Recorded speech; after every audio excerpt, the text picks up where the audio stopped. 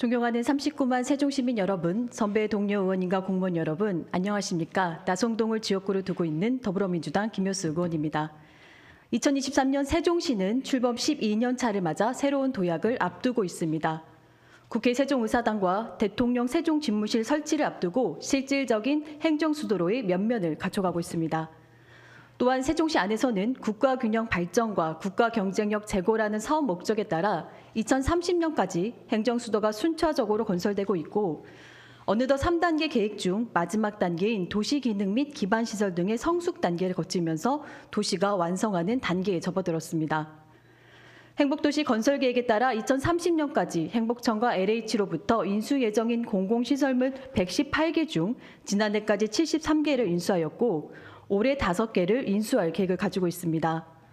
그동안 공공시설물이 세종시에 인수되면서 도시의 완성도가 높아지고 단계적으로 자리를 잡아가고 있고 시민의 편익이 크게 증대되었습니다. 하지만 그 이면에 여러 문제점이 드러나면서 우리 시는 풀어야 할 커다란 숙제를 안게 되었습니다. 주로 공급 시기와 수요의 시차 발생, 그리고 도시 건설에 참여하는 다양한 이해관계자 간의 각각 다른 의사결정 기준, 사업 시행과 승인, 그리고 인수 운영 주체 이원화로 발생하는 문제들입니다.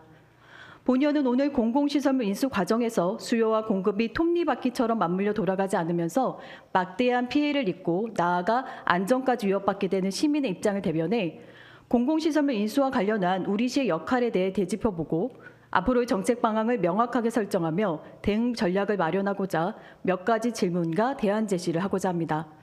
고성진 미래전략본부장님 답변석으로 나와주시기 바랍니다. 예, 안녕하십니까 본부장님. 2024년 첫 시정질문 통해 만나 뵙게 되어 반갑습니다. 예, 반갑습니다. 네, 먼저 지난해 우리 시에서 인수한 공공시설물과 올해 인수 예정인 공공시설물이 무엇인지 간략하게 말씀해 주시겠습니까? 예, 공공시설물 같은 경우 저희가 세 가지로 좀 구분해서 관리를 하고 있습니다. 이제 공공시설이 있고요, 공공건축물, 그다음 광역도로 이제 세 가지 구분을 하고 있습니다. 의원님께서 잘 아시겠지만 저희는 이제 행복청에서 건설하고 있는 공공건축물과 광역도로가 있고요. 또 LH가 건설하고 있는 이제 공공시설이 있습니다. 작년 같은 경우는 그 총 5개소가 저희가 인수를 받았습니다. 공공시설 1개소, 공공건축물 3개소, 광역도로 1개소고요. 올해 같은 경우도 역시 5개소가 좀 예정돼 있습니다. 공공시설은 2개소, 공공건축물은 3개소가 예정이 돼 있습니다. 예, 일단 공공시설물 중에서 우리 주민들 일상생활과 가장 밀접한 우리 공공건축물인 복합 커뮤니티 센터, 복컴과 관련해서 질문 좀 드리겠습니다. 예. 우리 복컴은 전국 최초로 신도시 지역 전 구역을 대상으로 주민센터와 6개 유형의 주민 편의 지원 시설을 복합한 유일무이한 시설입니다. 또한 행복청으로부터 인수받는 총 50개 공공건축물 중 22개로 가장 많은 수를 차지하고 있기도 합니다. 예. 현재 인수받은 복컴과 그리고 인수받을 예정인 복컴에 대해서 간략하게 말씀해 주시겠습니까? 저희가 그 인수받는 예정 지역이 되겠습니다. 공공 그 시설물 중 복컴은 총 22개소가 되겠습니다. 이 중 14개소는 좀 인수를 받았고요. 8개소는 2030년까지 인수를 좀 받을 예정입니다. 네. 생활권별로 준공이 되는 절차에 따라서 복컴이 그 건설되다 보니까 시기적으로 차이가 있습니다. 예. 그 중에서 나성동 복컴에 대해서 잠깐 여쭤보겠습니다. 나성동 복컴은 행복청이 2022년 9월 완공을 목표로 했는데 11월이 돼서야 준공이 됐고 아직 개청이 이루어지지 않았습니다. 나성동 복컴과 관련해서 시에서 파악하고 있는 문제점이나 주민 민원 형태는 어떤 것이 있는지 답변해 주십시오. 일단은 총괄적으로 이제 복컴 건립 시기가 흔히 말해서 주민들 입주 시기하고 차이가 있다 보니까 총괄적인 좀 불편한 점이 있고요. 나성동 복컴 같은 경우는 크게 2가지 저희가 파악을 했는데요. 첫 번째는 이제 어린이집 개원 시기가 통상 이제 3월 2일 날 개원을 해야 되는데요. 공사 마무리가 좀 안 되다 보니까 개원 시가 좀 늦어지고 있습니다. 그거에 따라서 거기에 이제 다니실 어린이들 입장에서 학부모도 마찬가지고요. 이용에 좀 불편한 점이 있고요. 두 번째 이제 공공 서비스 측면으로 봤을 때는 과거에는 이제 세롬동에서 나성동까지 같이 좀 묶어서 하고 있습니다. 나성동 주민들 입장에서는 세롬동 복권까지 가시려면 상당히 멀기 때문에 좀 불편한 점이 있었죠. 요거는 그 개청이 3월 30일 예정이 되어 있습니다. 개청을 하게 되면 좀 불편이 해소될 걸로 좀 기대하고 있습니다. 네, 잘 아시다시피 우리 복권공사가 지연이 되면서 예. 아까 하셨던 어린이집 개원이 늦어졌죠. 오늘이 13일인데 우리 관내 유초중고가 대부분 지난 2일날 계획을 했고 학사 일정이 진행하고 있습니다. 불과 한 달이나 시차 차이 때문에 80명 가량의 원아들이 공공보육을 제대로 받지 못한 채 지금 꼼짝없이 대기하고 또한 육아 공백이 생겨서는 안 될 맞벌이 부모님들은 3월 한 달 동안 인근의 다른 어린이집까지 보내면서 어린이집 및 유치원 인근까지 피해를 입고 있는 상황입니다. 시민의 입장을 조금만 더 생각했다면 저는 개원 일정 조정은 가능했으리라 봅니다. 결국 행정 편의지가 불러온 참사라고 저는 생각합니다. 제가 민원부서로부터 받은 자료를 분석해 봤더니 최근 5년간 민원 콜센터로부터 접수된 복권 개청과 관련한 문의만 해도 200건이 넘었습니다. 어린이집 개원뿐만 아니라 주민 생활과 밀접한 사항에 대해서 먼저 알리고 다양한 정보를 제공하는 적극 행정이 필요하지 않겠습니까? 예, 본부장님 어떻게 생각하시죠? 네, 일단 뭐 불편한 점을 드린 점에 대해서는 죄송하다는 말씀드리고요. 이제 아까도 말씀드렸습니다만 이제 복권 개청 시기가 나성동 같은 경우는 작년 제가 알고 있기로는 9월 예정이 돼 있다가 한 2달 정도 늦어졌습니다. 이건 아무래도 절대 공기 부족으로 인해서 좀 늦어졌고요. 이제 그거에 따라서 저희 어린이집 공사도 후속으로 좀 들어가게 됩니다. 좀 늦어진 이유가 됐고요. 또 공사하는 과정에 이제 두 가지 또 어린이집 쪽에서 요청 사항이 있었는데요. 첫 번째는 어린이도 이제 남녀 구분해서 화장실을 써야 됩니다. 원래는 이제 한 개소로 예정이 돼서 공사 진행 중에 그걸 바꾸는 이제 일정이 생겼고요. 네, 일단 여러 가지 저도 사항을 고려하지만 네, 그 한 달이라는 시차 차이는 행정적으로나 편의적으로나 좀 앞당길 수 있을 거라고 좀 생각이 들었습니다. 네, 그런 부분들 예. 다음 복컴에 있어서는 좀 좀 주의 부탁드리겠습니다. 예, 그렇게 하겠습니다. 예. 저희는 복컴 공사 현황 일정 그리고 개청 예정 계획, 복컴에 설치될 예정 시설 등 그 관련한 총체적인 내용에 대해서 좀 더 명확하게 홈페이지에 게시를 하고 또한 개청을 앞두고 궁금해하시는 시민들을 위해서 뭐 현수막이라든가 뭐 대시민 홍보 방법 이런 방법들을 좀 강구해라고 생각이 듭니다. 그런 매뉴얼 개발에 조금 더 신경 써주시길 부탁드리겠습니다. 그리고 4다시 생활권 지표운동 한 번 더 보겠습니다. 여기는 좀 더 심각한 상황인데요. 2022년 12월 말 기준 지평동 인구가 약 13,000명입니다. 입주율이 93%나 되는 건데요. 22년 상반기부터 입주가 시작했는데 현재 25년 하반기가 되어서야 복컴이 준공할 예정입니다. 지평동 주민들은 4년 가까이 커다란 불편을 감수해야 되는 상황이죠. 그리고 이뿐만이 아니라 삼성천변 자전거 도로, 뭐 공원 방치, 삼성청 바닥 분수 개장 연기 등 생활권 전체적으로 뭐 하나 제대로 갖춰지지 못한 상태로 시민들이 불편이 가중되고 있습니다. 왜 이런 상황이 계속되는 건가요? 다시 뭐 반복된 말씀입니다만은 그 저희 도시 특성이 그 상당히 오랜 기간 건설이 되고 있습니다. 그 과정에 생활권별로 건설이 되고 있고요. 주로 이제 입주의 형태가 아파트죠. 공동주택인데 요거는 이제 민간에 저희가 LH 분양을 받게 되면 아파트 입주 일정에 따라서 주민들이 입주를 하게 됩니다.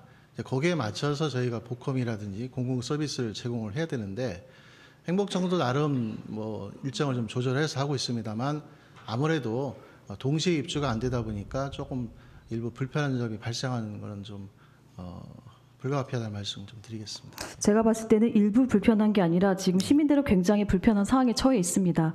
행복청 LH 세종시가 시설물 인수랑 관리 있어서 각각 다른 영역 안에서만 책임지려고 하는 상황이 계속되다 보니까 이렇게 주민 불편이 발생하고 또한 안전까지 위협되는 것으로 생각이 됩니다. 그런데 이 경우에도 우리 시민들은 어떤 이유로 어떤 상황이 이렇게 지속되고 있는지 제대로 알지 못하고 있습니다. 그래서 같은 민원이 계속해서 반복되고 있고 행복청 LH 세종시를 돌고 돌아서 우리 책임이 있는 부분에 대해서만 부분적인 정보를 알게 되고 있는 실정입니다. 자료 하나 보겠습니다. 국민신고에서 행복청과 LH로 2018년부터 5년간 이관된 민원 등 접수일 건이 8,300건에 달합니다. 해마다 평균 1,655건이 넘는 두 기관에 대한 시민의 불편 사항이 쏟아지고 있다는 얘기입니다. 알고 계셨습니까? 예. 네, 이렇게 알고 계셨는데 더 노력을 하셔야 될 것 같습니다. 시민의 입장에서 생각하는 적극 행정, 시민의 알 권리, 정보 공개 중요성 측면에서 부족함 없이 대응해서 시민들의 불편을 초래하는 행정이 아니라 시민의 불편을 해결하는 행정으로 신뢰를 높여가 주시기 바라겠습니다. 공공시설물 인수와 관련해서 지속적으로 제기되는 문제 중에 하나가 행복청 LH 세종시의 이원화된 행정체제와 협업에 관한 사항입니다. 행복도시 건설을 구상하는 초기 단계부터 꾸준히 우리 강조되고 있는 부분인데요. 그동안 세종시는 기관 간 협업, 소통에 있어서 어떤 역할과 노력을 해왔는지 말씀해 주십시오. 말씀하신 것처럼 먼저 말씀드리면 이제 주민들께서 그 정보를 제공받을 수 있는 방법이 현재까지는 이제 행복청 홈페이지라든지 이제 전화를 하시게 되면 유선상 이제 설명을 드리고요. 현장에 가시면 또 허가 표지판이 있죠. 이렇게 하고 있습니다만 저희가 이번에 좀 문제점을 지적하셔갖고 저희 홈페이지에 가게 되면은 사전 정보 공포라는 그 항목이 있습니다. 여기에 좀 총 19개 항목이 있는데 여기에 이제 공사 현황에 대해서 조금 선제적으로 정보를 제공할 수 있도록 저희가 준비한다는 말씀 먼저 드리고요. 그다음 협업 관계는 저희가 2013년도에 행복청 LH와 공공시설물 인수 인계 시에 실무 협의회를 좀 운영하자 이렇게 합의를 했습니다. 그래서 쭉 운영을 하고 있고요. 2020년 이후로 보게 되면 저희가 총 54회 실무 협의를 했고 네. 또 별도 업무 협약을 한 3번 정도 해서 중요한 시설물에 대해서는 시민들께서 좀 조기에 이용할 수 있도록 이렇게 노력을 하고 있다는 말씀 드리겠습니다. 네, 일단 실무 협의는 뒤에서 여쭤보고 공공시설물 인수 점검과 관련해서 우리 부서 답변 내용 중에 2022년 12월 말 기준 지적사항 있죠? 예. 4,038건 중에서 3,907건을 조치해서 조치율이 97% 가까이 된다고 하셨습니다. 예. 근데 알고 계시겠지만 이 자료 안에 합동 점검이나 인수특위를 통해서 지적된 사항 중에 미반영 사항은 포함되지 않고 있습니다. 주로 미반영 사항은 어떤 내용인가요? 일단 공사라는 게 이제 공사 발주를 하게 되죠. 설계대로 공사를 하게 되고 저희가 이제 그거를 인수를 받게 됩니다. 이제 미반영이라는 거는 인수받는 입장에서 이제 필요시설 말씀을 드리는 거고요. 네. 또 인수를 이제 해주는 입장에서는 당초 계획이 없기 때문에 공기도 좀 따져야 되고 또 예산도 따져야 되기 때문에 일부 좀 어렵다는 좀 얘기고요. 그래서 사실은 이제 앞으로는 저희가 설계라든지 시공 단계에서 조기부터 저희가 좀 들어가서 행복청 LH와 협의를 좀 할 계획을 갖고 있습니다. 저희가 오늘 하는 이유에 대해서도 답변을 주셨어요. 저희가 설계 단계부터 반영이 될 수 있게끔의 노력을 하기 위해서 이 자리를 만든 건데요. 네. 또 여쭤보면은 가장 최근 인수특위 회의 때 보고받은 우리 자료만 해도 119 특수구조단과 2-4 생활권 복권 합동점과 조치 결과 지적사항이 총 186건, 이 중에서 미반영 사항이 60건, 그리고 조치 완료 결과가 126건입니다. 그러니까 미반영 사항이 32%나 되는 건데요. 아까 말씀 다 주셨습니다. 이제 행복청 의견에 따르면은 설계도서 미반영 품목으로 향후 유지 및 운영 관리 여건에 따라 변경 요망 이런 내용이기 때문에 추후에 저희 시에서 인수받고 난 다음에 필요에 따라서 저희 시비를 들여서 바꿔야 되는 그런 사항들이 계속해서 생겨나기 때문에 저희가 이런 자리를 통해서 그런 사항을 개선하는 방법에 대해서 이제 말씀드리는 부분입니다. 네, 말씀하셨던 부분도 이제 설계 단계부터 하셨다는 부분, 그 부분 다시 한번 설명 부탁드리겠습니다. 예, 지적 잘하신 것처럼 인수 단계에서 요구사항을 좀 얘기를 하게 되면은 아무래도 말씀드린 것처럼 공기도 있고 또 추가적인 예산 확보에 어려움이 있기 때문에 저쪽에 그러니까 행복청이나 LH 입장에서는 이제 설계대로 공사를 했기 때문에 추가 반영이 좀 어렵다는 입장이 좀 고수해 왔고요. 앞으로는 어쨌든 저 시민들이 이용하시는데 불편함이 없어지게 되기 때문에 조기에 좀 설계 단계에서 저희 시의 요구사항이라든지 물론 통일된 요청 사항이 되겠습니다. 또 요청한 사항이 중간에 바뀌면 안 되기 때문에요. 이제 그런 과정에 요청을 하게 되면은 행복청이나 LH에서 좀 그걸 반영해서 조기에 공사를 하게 되면은 인수 과정에서 의원님 지적하신 사항이 발생하지 않을 걸로 좀 보고 있습니다. 그런 좀 노력을 하도록 하겠습니다. 네. 또 한 가지 여쭤보면 지난 2월 10일에 저희 공공시설물 인수점검 특별위원회 회의가 열렸었지요. 네. 그때 행복청 관계자가 참석하셨습니까? 예, 참석 안 하셨습니다. 예, 안 하셨죠. 제일 많은 답변을 해야 할 당사자가 없으면 회의가 원활하게 진행되지 않습니다. 예. 또한 민원을 듣고 의견을 적극적으로 반영해야 할 당사자 없이 우리끼리 회의가 무슨 소용이 있겠습니까? 네, 앞으로 좀 그런 부분들 적극적으로 함께 할 수 있는 부분에 대해서 고민을 좀 해주셔야 될 것 같습니다. 시 차원에서 지금까지 반복적으로 지적되는 미반영 사항이나 시설 인수 리모델링 요소들에 대한 데이터를 구축을 해서 아까 말씀하셨듯이 이후에 예정된 공공시설물에 대해서는 설계 단계에 시의 의견이 반영될 수 있도록 체계화해야 합니다. 우리 시가 주도적으로 체계적인 시스템을 만들어 운영하고 관련한 협의 절차를 제도화하는 것이 중요하다고 다시 한번 강조드리겠습니다. 예, 임하겠습니다. 이어서 우리 시가 인수받을 대상은 아니지만 도심 곳곳에 빈 땅으로 남아있는 유휴지에 대해서 질문드리겠습니다. 행복도시 내 유휴지가 얼마나 분포되어 있는지 또한 어떻게 관리되고 있는지 본부장님께서 간략하게 설명해 주십시오. 유유지라 하면 이제 흔히 말하는 개발 계획에 이제 토지 이용 계획이 있습니다. 거기에 이제 특정 용도로 구분이 돼 있는데 땅의 용도가요. 네. 이 중에 그 땅의 주인이 현재는 이제 LH니까요. LH가 수요자에게 미공급한 공급하지 않은 땅이 되겠습니다. 그게 이제 유휴지고요. 네. 저희가 파악하고 있기로는 총 현재 508개소에 218만 제곱미터로 좀 돼 있습니다. 네네. 이 중에서 저희가 어쨌든 그 소유나 관리권은 LH이기 때문에 시민들이 이용하시는 그 개소 쪽에 좀 있는 그 위치에 대해서는 저희가 꽃밭 조성이라든지 또 일부는 주차장 이용을 이렇게 LH 협조를 받아서 이용 중에 있습니다. 예. 일단 저는 질문에서 관리라고 표현을 했지만 사실상 관리가 아니라 좀 많은 곳이 방치가 되고 있는 상황입니다. 본연이 방치되고 있는 대표적인 사례를 영상으로 보여드리겠습니다.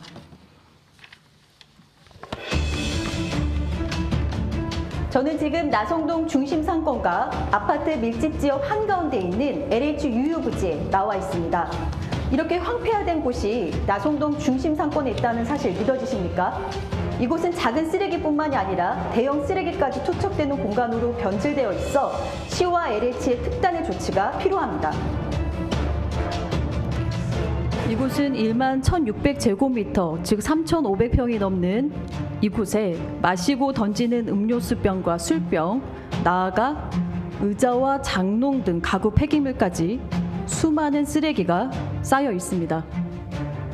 외부에서는 치울 수가 없고 관리가 안 되다 보니 쓰레기 양은 날이 갈수록 많아지고 있는 상황입니다. 나성동에 제가 입주한 지 2년이 다 되어가는 지금 이 시점까지 나성동 한복판에 이렇게 덤불숲이 있다는 게 지나다니면서 미관상으로도 좋지 않았지만 보시다시피 지금 쓰레기도 많고 또 제일 중요한 거는 이곳이 위험한 장소로 변질될까 항상 그게 제일 염려스러웠었습니다. 어차피 나성동은 모두 다 주상복합이어서 아파트 생활들을 하시기 때문에 이 넓은 공간을 주민들이 직접 나와서 텃밭을 가꾸거나 아니면 주민들이 직접 가꾸는 꽃밭 같은 걸로 활용을 하게 된다면 미관상으로도 좋지만 함께 할 수 있는 공간이 될 것 같아서 좋을 거라고 생각이 됩니다. 이곳의 상황 어떻게 보십니까? 예, 상당히 좀 안타까운 현실입니다. 예. 네, 우리 시가 LH랑 적극 협의해서 이렇게 마구잡이로 쓰레기가 쌓이고 방치되지 않도록 관리할 수 있는 방안 마련이 시급합니다. 나아가 시민을 위한 공간으로 조성될 수 있도록 활용 방안을 적극 강구해야 합니다.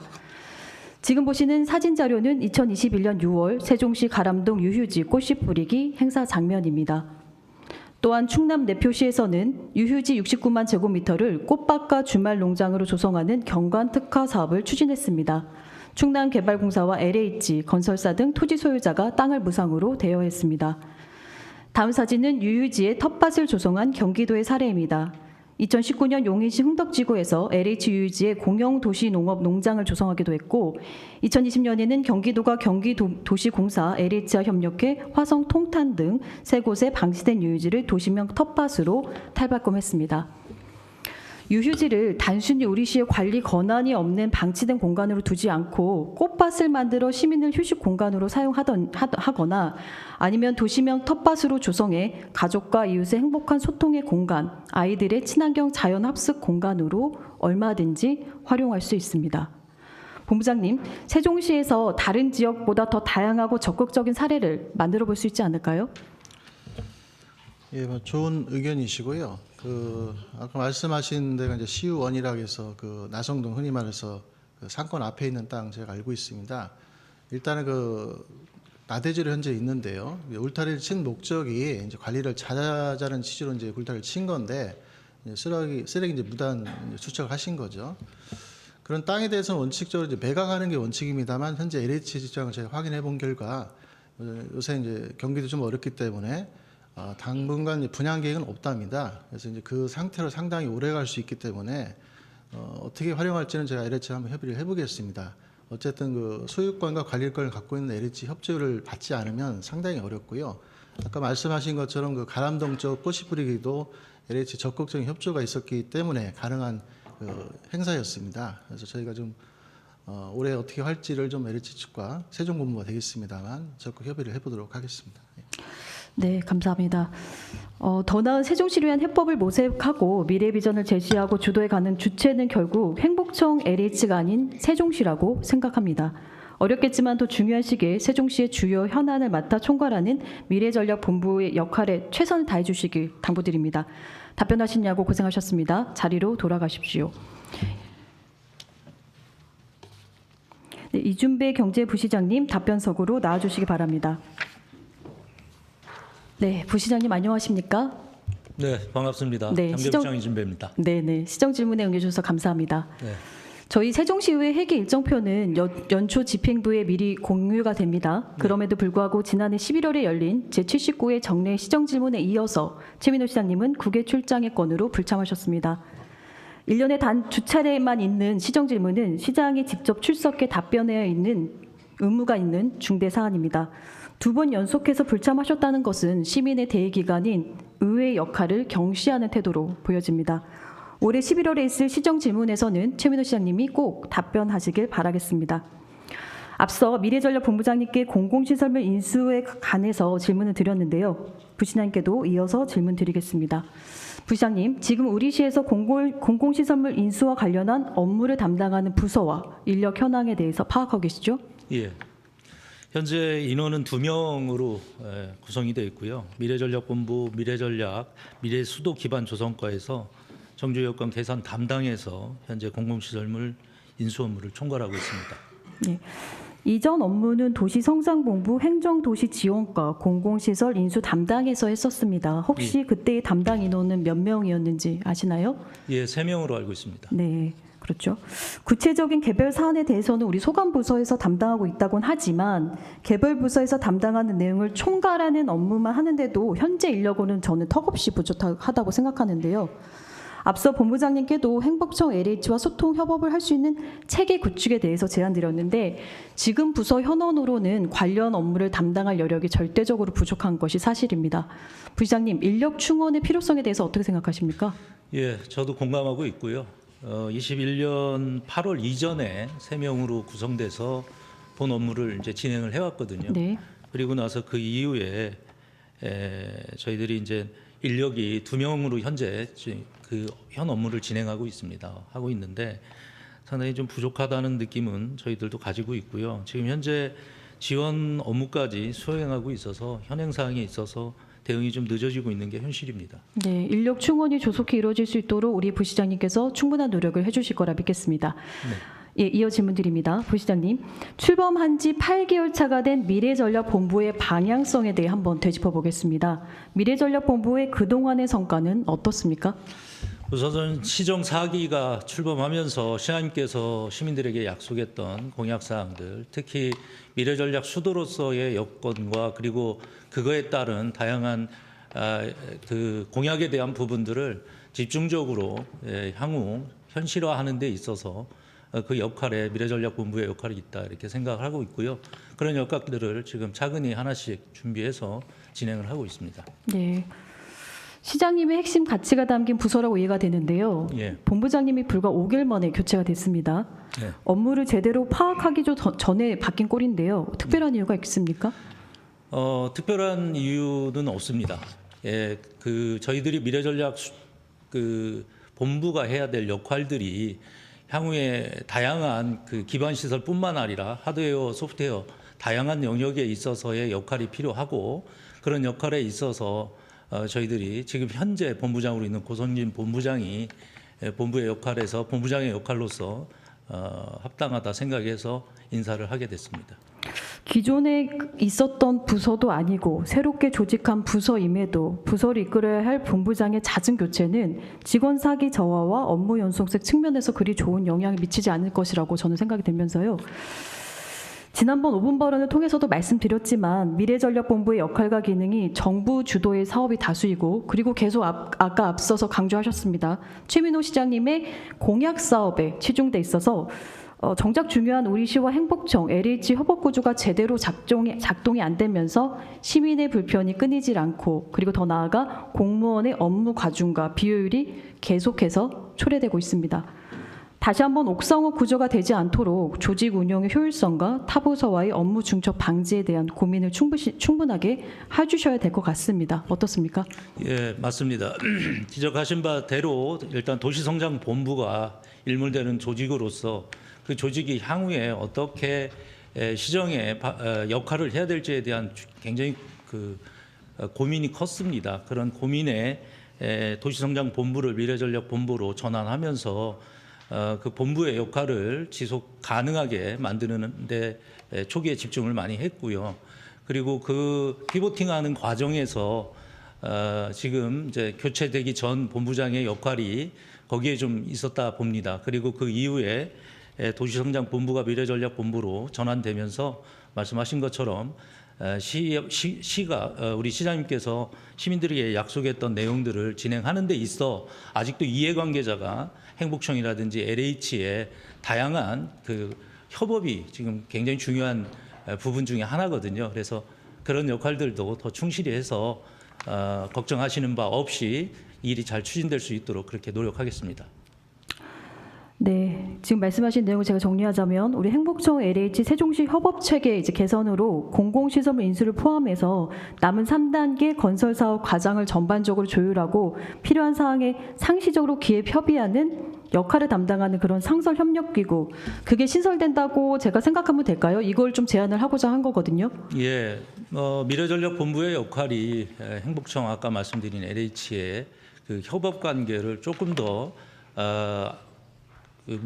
문제시 되고 있었던 다양한 사항들 그리고 그런 일들에 대한 사전 조율이나 향후에 현실화하는 데 있어서의 행복청의 역할이 굉장히 중요하기 때문에 당연히 그런 영역까지도 미래전략본부가 해야 될 것으로 생각하고 있고요. 지금 현재 미래전략본부만으로도 가능하시리라고 생각이 됩니까? 지금 아까 전에 않습니다. 인력도 제가 좀 지적을 드렸고요. 예, 그렇지는 않습니다. 네. 미래전략본부가 마더 역할을 한다는 의미가 있고요.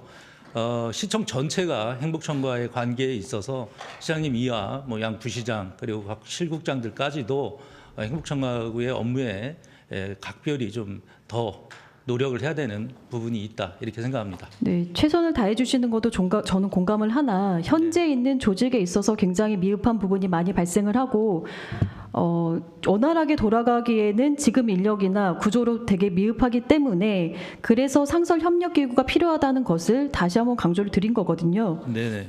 그래서 현재 어쨌든 저희 입장에서는 행안부의 기준 인건비 확대를 건의하고 있습니다.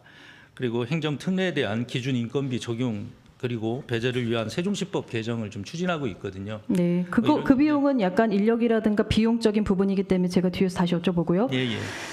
네, 앞으로 우리 지금 현재 국회 세종의사당 건립 등 변화된 여건, 세종시에서는 굉장히 지금 변화가 굉장히 추진되고 있는 곳입니다. 따라서 우리 같은 경우 도시건설의 방향성에 대해 분석하고 보완하고 추진해 가는 것은 세종시의 가장 큰 현재의 역할이라고 생각이 들거든요. 그래서 올해가 지금까지 조성된 우리시 현황을 되짚어보고 앞으로 나갈 방향에 대해서 재정비할 적기라고 생각이 듭니다. 그 추진 동력을 상설 협력 기구를 통해 얻길 바라면서 일단 면밀한 검토 부탁드리겠습니다. 네, 알겠습니다. 네. 부장님, 현재 우리 시에서 공공시설물 인수 이후에 어떻게 관리 운영하고 있나요? 우선은 공공시설 저희들이 상당히 이제 이전을 많이 받고 있고 또 앞서서 보고 드린 것처럼 이전되는 공공시설에 대한 관리가 사실 저희 시 재정에 상당히 큰 영향을 미치고 있는 게 사실입니다. 그래서 다각도로 그런 부분들에 대해서 좀 그 시설 관리에 따른 여러 가지 리스크를 해지하기 위한 노력들을 좀 향후에 계속 계획하고 또 해 나가야 될 것으로 생각하고 있습니다. 네. 지금 관리 운영 같은 경우 우리 각 소관 부서에서 진행을 하고 있고 앞서 말씀드린 그 총괄하는 부서에서 지정하고 공공시설물 유지 관리를 하고 있는데 지금 종합계획이 수립이 안 된 걸로 알고 있습니다. 울산 남구에서는 공공시설물 유지 관리 종합계획에 그 공공시설물 유지 관리 시스템 활용, 시설물 이관 기준 마련, 공공시설물 유지 관리 매뉴얼 등을 담아서 시행하고 있습니다. 특히 공공시설물 유지 관리 시스템을 활용해서 운영부서에서는 공공시설물 점검 현황을 입력한 후에 보수 조치 등의 이력 관리를 하고 있습니다. 현재 우리 시에서는 종합계획 앞서 말씀드렸지만 안 돼 있는 걸로 보이는데 어떻습니까? 안 된다기보다도요. 시설물들 그러니까 저희가 시가 공공시설뿐만 아니라 계획을 말씀드린 겁니다. 운영 계획이요. 예. 일단은 뭐 계획에 대해서는 차근히 지금 지적하신 대로 유지관리 보수뿐만 아니라 초기 유동관리까지 다 아우러서 관리될 수 있도록 그렇게 준비하겠습니다. 네. 그리고 인수위에 우리 관리 운영에 있어서 가장 중요한 문제가 예산입니다. 예. 앞서 말씀하셨죠. 공공시설물 운영 관리비가 세종시 재정을 짓누르는 핵심 요인으로도 전망되기도 하는데요. 시 차원에서 공공시설물 인수 이후에 유지 관리비 등 필요한 비용에 대해서 예상하고 있으실 거예요. 예. 현재 추계 비용은 얼마입니까? 현재 22년까지 73개 인수를 완료했는데요. 인수 완료 이후에 30년까지 앞서 말씀드린 것처럼 45개 추가해서 118개 인수 예정으로 있습니다. 현재 유지관리비가 2025년 한 해에 1,973억 원에서 20년 대비 64%가 증가를 했거든요. 30년에 지금 추계는 연간 2,527억 원이 예상되고 있습니다. 25년 대비해서 28% 소요가 될 것으로 예상하고 있습니다. 네, 그 재원 확보 방안에 대해서 계획 좀 말씀해 주시죠. 우선 시의 자치사무 수익자 부담 원칙에 따라서 직접적으로 국비 지원은 사실 어려울 것으로 예상이 됩니다. 그래서 시는 시비 투입이 불가피하다 이렇게 판단하고 있고요. 유지관리비 부담을 일부 완화하고자 해서 지금 현재 보통교부세 재정 특례 유지를 위해서 세종시법 개정을 추진하고 있습니다. 그래서 내용을 들여다보면 지금 보정 비율을 현재 25%에서 50%까지 상향하는데 세종시법의 개정을 지금 추진하고 있고요. 적용 기간도 올해 일몰입니다. 그래서 30년까지 연장하기 위한 노력을 법에 담기 위해서 지금 현재 네. 추진 중에 있습니다. 네, 세종시 건설이 국책 사업으로 추진되고 있다는 점에서 저는 행복청 LH로부터 인수받은 공공시설물 유지관리 비용을 어느 정도 국가에서 부담해야 한다고 생각하는데요. 공공시설물 중 국가가 지속적으로 관리할 필요성이 있는 시설에 대해서는 정부관리시설로 지정해 관리하는 방안과 함께 이런 법적 근거를 세종시법에 담는 방안에 대해서도 논의가 필요합니다. 그 제일 중요한 것은 주요 현안을 풀어갈 때 시 차원의 행정력을 더해서 기관적 차원의 기획력, 조정력에 대한 기대가 큰데요. 부시장님, 세종시법 개정 및 국비 확보 등을 위해서 우리 지역구 국회의원과 긴밀한 소통, 협력 체계 구축은 기본 중의 기본입니다. 최민우 시장님께서 우리 지역구 국회의원 두 분과 취임 이후 공식적인 그 업무 협의를 하신 적 있습니까? 예, 시장님께서 최근에 여러 가지 사안들 특히 공공시설에 대한 이런 재원뿐만 아니라 보통교부세 그리고 다양한 세수 확보를 위해서 잦은 국회 출장과 그리고 관련 내용에 대해서 두 국회의원 만나시러 가신 거예요? 예, 만나셨습니다. 제가 알기로는 거의 없는 것으로 알고 있는데요. 다른 분 만나시러 가신 거 아닌가요? 아닙니다. 예, 하계 유니버시아드 대회 하계 유니버시아드는 지난해입니다. 아니 하계 유니버시아드 대회의 대평동 종합 그 체육관 건립뿐만 아니라 올 국회 예산 확보를 위해서 예산 확보는 이미 이전에 이루어졌고 제가 알기로는 한 번 정도 만난 걸로 알고 있는데 그거는 굉장히 잦은 소통이라 볼 수 없다고 생각을 하는데요. 그렇다면 부시장님, 최민호 시장님이 행복청장과 LH 세종본부장과의 업무 협의 차원의 공식적인 만남을 가지신 적 있습니까?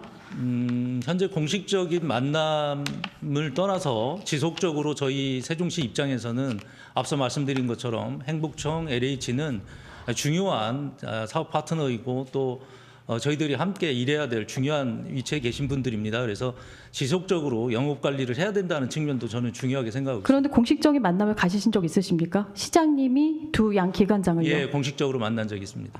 제가 관련 부서 확인해 본 결과 아직까지 공식적인 만남이 없었다는 답변을 받았는데요. 글쎄요, 그걸 공식이다 비공식이다 이렇게 규정하는 부분이 어떤 기준인지는 모르겠습니다만은 우선은 당선자 신분에서도 행복청장을 실질적으로 만났고요. 당선자 신분, 시정 이후 당선자 신분에서 만나신 건 알고 있습니다. 예. 하지만 이후에는 공식적으로 업무 협의를 한 적은 없는 걸로 답변을 받았습니다. 네. 그렇다면 부시장님께서는 기강장급 간담회 개최 이렇게 공식적인 소통에 대해서는 어떻게 생각하십니까? 당연히 해야 된다고 생각합니다. 네.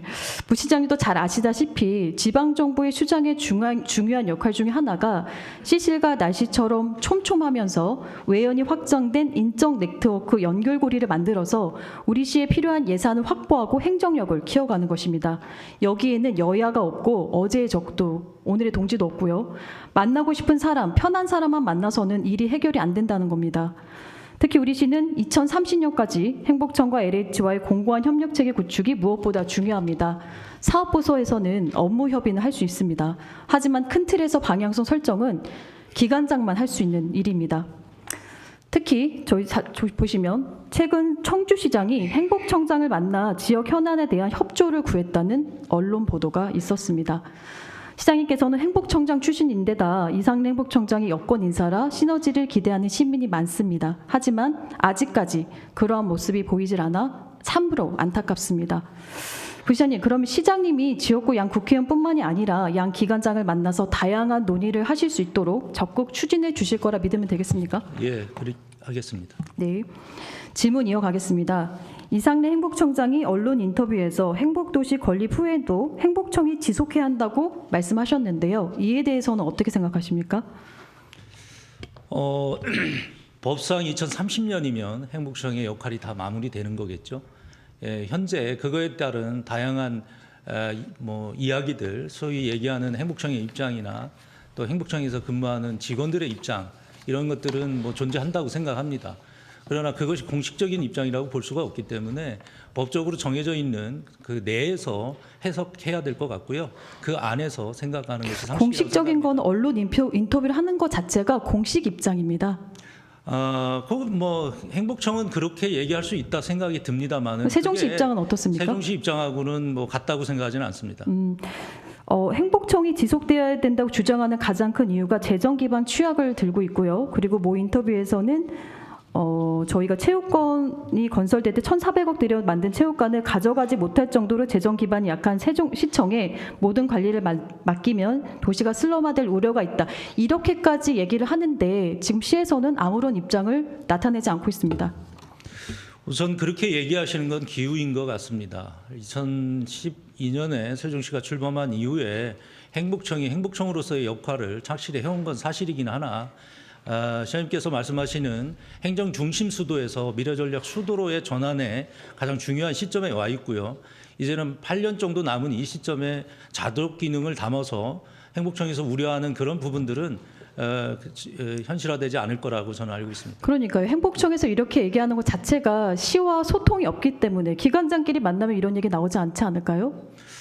글쎄요. 기관장 서로 소통을 하게 되면 이해를 하게 되고 서로의 시너지를 낼 수 있는 방안을 마련할 수 있다고 생각이 듭니다. 하지만 지금 불통이다 보니까 시는 시대로 행복청은 행복청대로 각자의 입장을 얘기하는 걸로 보여집니다. 현재 행복청장이 얘기했던 관리청에 관련된 문제는 과거에도 나왔던 그들의 입장인 것 같습니다. 그러나 시가 그것을 공식화해서 대응을 하는 것 자체가 사실은 그렇게 크게 대응보다도 명확하게 입장을 표명하셔야 되는 것이 시민들이 바라는 내용이고요. 예. 다음 질문 좀 이어가겠습니다. 2030년까지 우리 시가 실질적인 행정수도로 변모하느냐는 지금부터 어떻게 계획을 수립하느냐에 따라 달려 있습니다. 예. 5, 6생의 공공시설물 설립과 인수가 지금처럼 엇박자가 계속되고 마치 군데군데 빠진 이처럼 보기 흉한 도심 속 LH 유유지가 관리 및 활용이 제대로 안 된다면 이 도시에 살고 있는 시민들의 만족도는 크게 떨어질 것이고 불편은 계속해서 커질 것입니다. 우리 부시장님께서도 취임하신 지 9개월 차가 되셨죠. 예. 네, 최민호 시장님의 생각을 가장 많이 아는 분 중에 한 분으로 생각이 됩니다. 최민우 시장님이 지향하시는 미래전략 수도 세종은 명확하게 무엇이며 또한 이전 행정부에서 그대로 이어져 온 경제정책이 아닌 최민우 시장 표 경제정책 철학은 무엇인지 그 정책에 대해서 좀 말씀해 주십시오. 네, 세종시의 탄생은 그 국토 균형 발전과 국가 경쟁력 강화라고 하는 큰 비전을 갖고 탄생을 했습니다. 현재까지 국토 균형 발전이라고 하는 의미에서 세종시는 또 행복청은 또 정부는 그거에 맞춰서 그 법에 따라서 차질 없이 추진을 해왔고요. 현재 국가 경쟁력 강화라고 하는 미래 전략 수도로서의 역할은 아마 시정 설계의 가장 중요한 또 역할이고 또 그런 일들을 저는 해야 된다고 생각을 하고 있습니다. 그래서 이 세종시의 탄생 배경처럼 국토 균형 발전과 국가 경쟁력 강화에 있어서의 자족 기능이라고 하는 측면에서는 굉장히 큰 지금의 어떤 노력들이 가장 집중되어야 될 부분이라고 생각을 하고 있고요. 그런 차원에서 말씀드린 것처럼 저희가 10년 동안 가졌던 그 상권에 대한 성장 문제라든지 그리고 기업 유치에 좀 더 등한시됐던 부분들을 더 집중을 해서 개업하기 좋은 도시로서 기업 유치에 더 집중해서 시정을 펼쳐나가고 경제 부시장으로서의 역할도 할 예정입니다. 그러면 우리 경제, 지금 세종시의 이런 자족 기능을 타개할 수 있는 가장 큰 자족 기능 확충 이 부분이 기업 유치라고 생각하면 되겠습니까? 그렇죠. 뭐 기업 유치라고 딱 잘라서 하나만 갖고 얘기할 수는 없습니다. 가장 큰 부분이요. 그렇죠. 가장 큰 부분은 저희가 세수가 다양하지 못하고 소위 얘기하는 취득세 중심의 세수 전환을 꽤 해야 될다라고 생각을 하고 있습니다. 그래서 그런 측면에서 본다면 당연히 경제적인 가치를 만들어내는 기업을 저희들이 유치하는 것은 중요한 자족 기능의 한 축이라고 생각합니다. 얼만큼 많은 기업을 또 우리 시에 필요한 기업을 유치하실지 기대해 보면서 이번 마치겠습니다. 부시장님 답변 잘 들었습니다. 수고 예, 많으셨습니다. 고맙습니다. 자료 돌아가 주십시오. 현재가 있어야 미래가 존재합니다. 미래 전략을 제대로 수립하고 최민호 시장이 지향하는 세종시로 나아가기 위한 전제 조건은 현재의 시민이 만족할 만한 시의 행정이 이루어져야 한다는 것입니다. 저는 오늘 시정 질문을 통해 시와 행복청, LHY 상설 협력 기구가 마련돼 시민 불편 사항이 즉각 해소될 수 있는 창구가 마련되고 더 나아가 세종시가 앞으로의 행정 중심 복합도시 건설에 대한 파트너로서의 목소리를 제대로 낼 수 있기를 바랍니다. 세종시를 살아가는 것은 결국 우리 시민이며 지방 정부든 정부 기관이든 시민을 위해 일하는 것이기 때문입니다. 2030년 세종시 완성까지 앞으로 남은 기간 동안 더 이상 공공시설물 인수의 엇박자 행정이 이루어지지 않길 바라며 또 시민이 필요하다면 유유지가 적극 활용될 수 있길 바라며 시정 질문을 마치겠습니다. 끝까지 경청해 주셔서 감사합니다.